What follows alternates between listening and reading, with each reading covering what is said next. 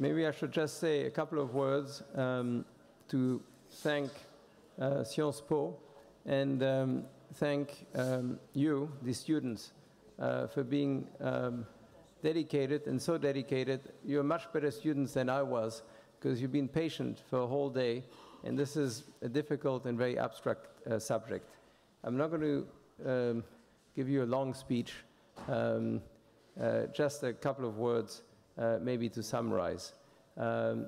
We've talked about Europe and what does Europe mean. First is a question of vision. And if you look at what has created Europe, it's been a dream.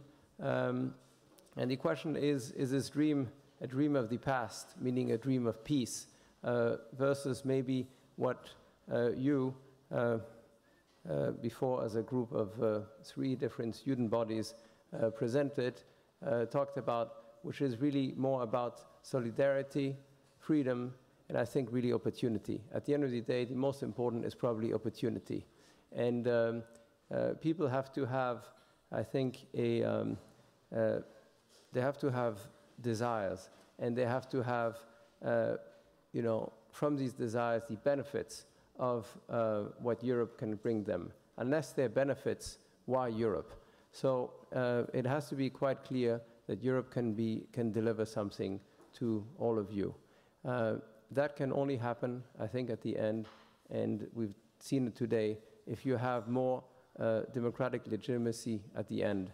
If there's going to be a functioning Europe, you have a currency, you need to combine the currency with a financing and fiscal power to give up this fiscal and financing power to a center, more legitimacy, democratic legitimacy has to be given to that center. That means some form of elections. These elections in 2014, that are the parliamentary elections that were also discussed today, could be really a rallying point around that debate. I'll say something that's politically not correct, but these elections have risks. Maybe that's good.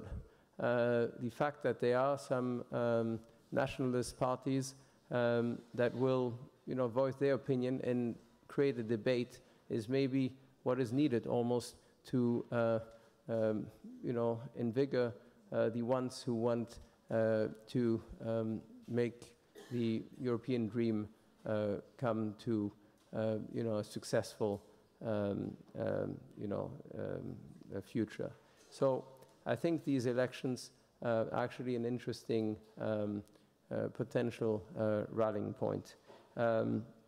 Lastly, I think we, and maybe just as importantly, we talked today and presented today in a very unified way, which I think is impressive.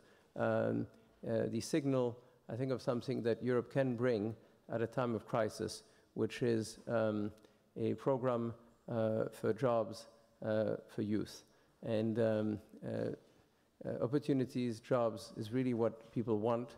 And the fact that you've had now a number of labor ministers, finance ministers rallying around a very concrete jobs project, jobs program that would really invest in what is the true infrastructure of Europe, which is human capital at this point, by investing in training and in lending money to small and medium-sized enterprises using the instruments that exist, like the European Investment Bank. I think that's an important signal and a very good signal.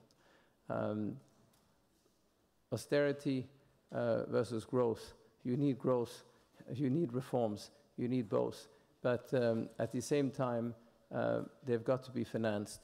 The reforms are not finished, but you've got to have the ability to finance these reforms. So those are the things that are missing still, and I think that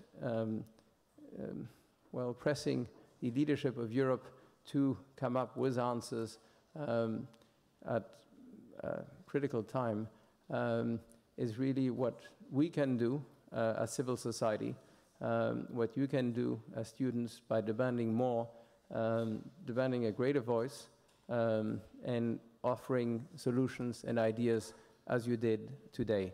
So I'm very grateful to you, and very grateful to the panelists, especially the fact that we had 3 of the fathers of Europe who would like to have their dream be a success, Jacques Delors, Felipe González, and Mario Monti.